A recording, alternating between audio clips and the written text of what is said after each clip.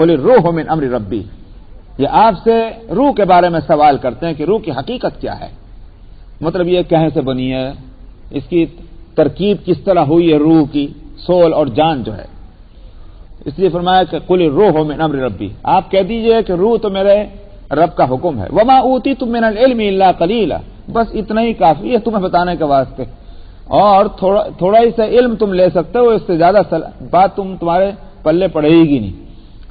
تو اللہ سبحانہ و تعالیٰ کا حکم ہے، اس واسطے اس کی کوئی عمر ہی نہیں مقرر ہو سکتی، چاہے وہ کافر کی روح ہو اور چاہے مومن کی روح ہو، اس کو ہمیشہ رہنا ہے، اس کے فنا ہونے کی کوئی صورت نہیں. ہاں یہ جسم جو ہے اس کی حقیقت تو اس سے زیادہ اور کچھ نہیں، جیسے لباس ہے، تو لباس ہمیشہ کے لیے نہیں ہوا کرتا، اس کے لیے کوئی ایک مدت ہے. گرمی کا موسم آیا تو گرمی کے لباس پہن لیے، کب تک پہنے جائیں گے یہ لباس؟ جب تک گرمی ہے. سردی کا موسم آیا تو سردی کا لباس ہے، کب تک پہنے جائے گا، استعمال ہوگا لباس؟ یہ اوور کوٹ اور اولن کے کپڑے جب تک سردی ہے. تو اسی طرح سے بدن جو ہے انسان، اس روح کے واسطے بدن کی ایک عمر ہوگی لیکن روح کی کوئی عمر نہیں. اس واسطے جہاں ہمیشہ جا کر رہنا ہے وہاں کے واسطے فکر ہونی چاہیے، وہاں کی تکلیف بھی اصل ہے اور وہاں کی راحت بھی اصل ہے. نزلا من عند اللہ، ایک بات تو یہ ہے کہ ہمیشہ ہمیشہ ہوگی یہ نعمتیں، اور پھر یہ کہ صاحب اس اعزاز کے ساتھ ملیں گی، اور ہر دن ان کا یہ اعزاز ہوتا رہے گا کہ جیسے مہمانوں کا ہوا کرتا ہے. یہ نہیں کہ بھئی گھر تم کو دے دیا اب تم جانو تمہارا کام جانے، اب گھر میں بیٹھے ہوئے ہیں، یہ نہیں، بلکہ یہ کہ ہر آن اور ہر لمحے ان کی جنتوں میں یہ مقام رہے گا جیسے کسی جگہ مہمان کا ہوا کرتا ہے. اس لیے نزلا من عند اللہ، یہ مہمانی ہوگی اللہ سبحانہ و تعالی کی طرف سے جنتیوں کی. وما عند اللہ خیر للابرار، اور فرمایا کہ ابرار کے واسطے جو اللہ کے پاس ہے تو بہت ہی عمدہ چیز ہے. یعنی یہ تو عام جنتیوں کے لیے، لیکن جو اور ان سے اوپر کا درجہ ہے وہ ظاہر ہے کہ ان کے لیے اور زیادہ ہوگا، جیسا اعمال ویسے ہی ان کی جزا. اور سورہ واقعہ میں گزر چکا ہے المقربین، مقربین تو اللہ کے دائیں طرف ہوں گے، معلوم ہے اور زیادہ اونچا مقام ان کا ہے. اس واسطے کہ عام جو لوگ ہیں صلحاء نیک لوگ، ان میں تو یہ ہے کہ صاحب ان کی زندگی جو ہے مکس ہے، اچھے اور برے سارے اعمال ہیں. یہ تو ٹھیک ہے، نیکیاں غالب ہیں، اللہ میاں صالحین میں شمار کر کے اور جنتوں میں بھیج دیں. ابرار جو ہیں وہ ہیں کہ جنہوں نے اپنے آپ کو اہتمام کیا ہے برائیوں سے بچانے کا، یہ ابرار. اور نیکیاں جو ہیں ان کی زندگی کا یوں کہیے کہ ایک کانسیپٹ یہ رہا ہے کہ ہم کو نیکیاں کرنی، اس بر سے ہے ابرار، بھلائی والے لوگ. ان کا درجہ عام صلحاء سے بڑھ کر ہوگا. اور مقربین جو ہیں یا السابقین، جن کو دوسری جگہ کہا گیا السابقین، ان کا تو مقام یہ ہے کہ کہیں بھلائی نظر آئے اور اس طرح لپکیں جس طرح مٹھاس کی طرف مکھی لپکتی. کہ معلوم ہوا کہ ان کی زندگی کا مقصود ہی وہی ہے. اس بحث میں نہیں پڑتے کہ صاحب فرض ہے کہ واجب ہے، سنت ہے کہ موقدہ ہے کہ مستحبہ ہے، کیا درجہ اس کا ہے کیا نہیں. نیکی ہے لپکو، سمجھ میں. اور برائی جو ہے اس کا دھبا بھی ان کو گوارا نہیں ہے. یہ ہے مقربین اور سابقین. تو پھر ان کے ساتھ اللہ کا معاملہ بھی انہی کے اس اہتمام کے مطابق ہوگا. اس لیے کہ دنیا میں جب انہوں نے یہ کیا کہ حسنات الابرار سیئات المقربین، کہ انہوں نے اپنے آپ کو ابرار سے بھی اونچا درجہ رکھا ہے، کہ جو چیزیں ابرار کے نزدیک بڑی اچھی سمجھی جاتی تھی انہوں نے وہاں بھی پھونک پھونک کے قدم رکھا تھا. تو اس لیے اللہ سبحانہ و تعالی بندوں کے ساتھ ان کی اپنی زندگی میں جو انہوں نے اہتمام کیا اس کے مطابق معاملہ فرمائیں گے. تو یہاں ابرار کا ذکر ہے کہ ابرار کے واسطے تو اللہ کے پاس جو کچھ ہے وہ بہت عمدہ چیز ہے. وَإِنَّ مِنْ أَهْلِ الْكِتَابِ لَمَنْ يُؤْمِنُ بِاللَّهِ، اور فرمایا کہ اہل کتاب کا جہاں تک تعلق ہے ان میں سبھی برے نہیں ہیں. یہ بات آخر صورت میں اس لیے کہی گئی ہے کہ آپ اگر برے نہ ہوں گے تو اس صورت کا ایک بڑے حصے میں اہل کتاب کا ذکر آ چکا ہے، اور وہ جو وفد آیا تھا نجران کا اور جن سے مباہلے کی بات آئی تھی، تو چونکہ کئی رکوع اور کئی آیتیں اس میں گزر چکی ہیں اہل کتاب کے تعلق سے، اس واسطے آخر میں کہا جا رہا ہے کہ اہل کتاب سارے بگڑے ہوئے تھوڑے ہی ہیں، ان میں کچھ اچھے بھی لوگ ہیں جو حق پسند ہیں۔ اس لیے فرمایا اہل کتاب میں کچھ وہ ہیں کہ جو اللہ پر ایمان لائے اور جو آپ پر اتارا گیا اس پر بھی ایمان لائے، اور جو ان کی طرف اتارا گیا تھا یعنی ان کے پیغمبروں کی طرف اس پر بھی ایمان لائے۔ معلوم ہوا حق پسند ہیں، حق جس کے جہاں بھی ہوگا وہاں قبول کریں گے۔ اس کو قبول اس لیے نہیں کریں گے کہ فلاں صاحب کے اوپر اترا تھا اس لیے قبول کر رہے ہیں، بلکہ اس لیے قبول کر رہے ہیں کہ حق ہے۔ جب حق کو حق کی وجہ سے قبول کرنا ہے تو یہ بحث نہیں ہوگی کہ وہ عرب کا ہے کہ عجم کا ہے، ہمارے خاندان کا ہے کہ ہمارے خاندان سے باہر کا ہے۔ تو اس واسطے یہ حق پسند ہے، اور اسی بات کی قدر اللہ سبحانہ و تعالیٰ کی ہے۔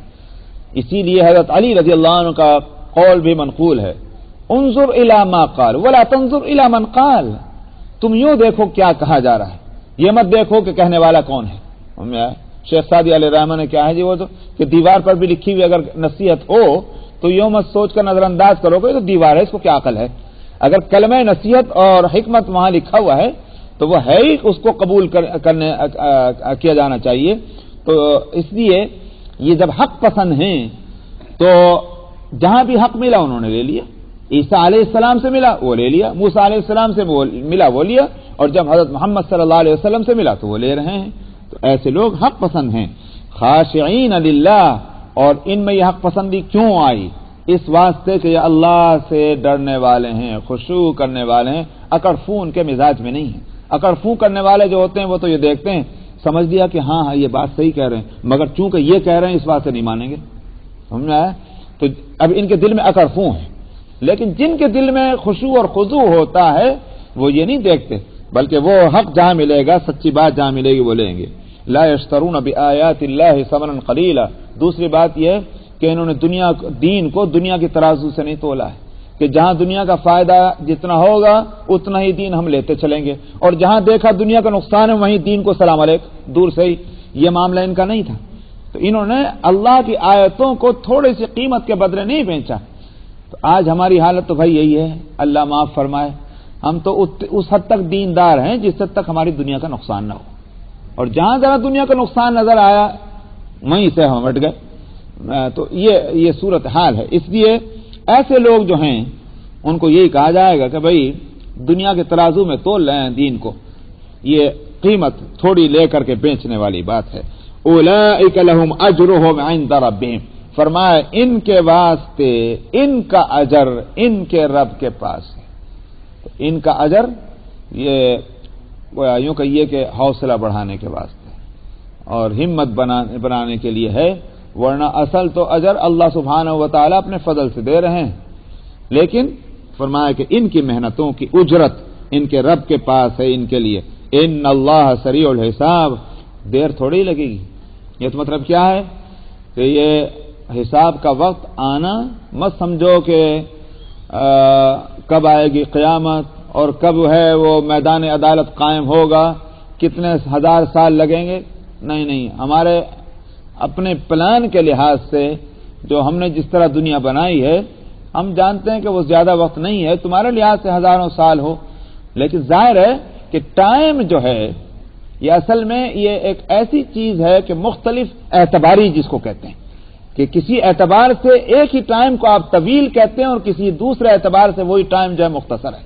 ایک فرد کی زندگی میں مثال کے طور پر 10 سال ایک بہت بڑی چیز ہوتے ہیں، لیکن ایک قوم کی زندگی میں، ایک کمیونٹی کی زندگی میں، ایک ملک کے لیے 10 سال کوئی بڑی چیز نہیں ہوتے۔ تو ایک آدمی کا جو ہے اتار اور چڑھاؤ، اپ اینڈ ڈاؤن، وہ تو 1 سال کے اندر ہو جاتا، 1 سال بھی بہت بڑی بات، لیکن قوم کا معاملہ، ایک ملک کا معاملہ 50 سال لگتے ہیں گرنے۔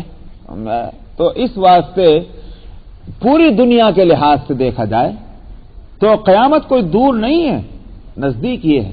ایک تو یہ معنی ہے سریع الحساب، جلدی آنے والا ہے وہ حساب کا وقت، اور دوسرے یہ بھی ہے کہ قیامت میں یہ نہ سمجھا جائے ارے صاحب آدم سے جب شروع ہوگا تو پھر محمد صلی اللہ علیہ وسلم کی امت اور پھر ہم تو اور 1400 سال کے بعد کے ہیں، کچھ کب لگے گا؟ بہت دن لگیں گے، جب تک تو دیکھی جائے گی، جو ہوگا ہوگا۔ ان اللہ سریع الحساب، دیر نہیں لگے گی، دن کے ایک حصے کے اندر، پورا دن بھی نہیں لگے گا، دن کے ایک حصے کے اندر سارے اولین اور آخرین کا حساب ہو جائے گا۔ تو آج تو ماشاءاللہ کمپیوٹر نے سارے عہدے کھول دیے، میں ادھر سے دبائیے اس انگلی کو اور ادھر معلوم ہوا پورا ڈاٹا سامنے رکھا ہوا ہے۔ تو ان اللہ سریع الحساب، اللہ سبحانہ و تعالی بڑے ہی جلدی حساب لینے والے ہیں۔ یا ایھا الذین آمنوا اصبروا وصابروا ورابطوا واتقوا اللہ لعلکم تفلحون، اے ایمان والو صبر سے کام لو، وصابروا، اور اس صبر میں بھی ایک دوسرے کے ساتھ جڑے رہو، ورابطوا، اور اسی طرح سے اپنے اندر جماؤ پیدا کرو۔ رباط اصل میں کہا جاتا تھا کہ میدان جہاد میں سیکیورٹی کرنا، راتوں کو پولیس اور پہرا جو ہے یہ اس کو کہا جاتا تھا رباط۔ یہاں جو مراد اس سے عام ہے، یعنی فرائض اور واجبات کی حفاظت کرنا اور ان کو ضائع نہ ہونے دینا، یہ بھی رباط ہے۔ تو یہ اسی سے رابطو، اس لیے میں نے اس کا ترجمہ کیا جمے رہو دین پر، واتقوا اللہ، اور اللہ سے ڈرتے رہو، اسی سے امید کی جا سکتی ہے کہ تم کامیاب ہوگے۔ تو معلوم ہے کامیابی اس ساز و سامان کی کثرت میں نہیں ہے جو ہم نے کافروں کو دے رکھا اور تم سمجھتے ہو بڑی چیز ہے، بلکہ کامیابی کا راستہ یہ ہے جو ہم نے بتلایا ہے کہ اللہ سے ڈرتے رہنا اور صبر اور مصابرت اور رابطہ یہ ہونا چاہیے، بس۔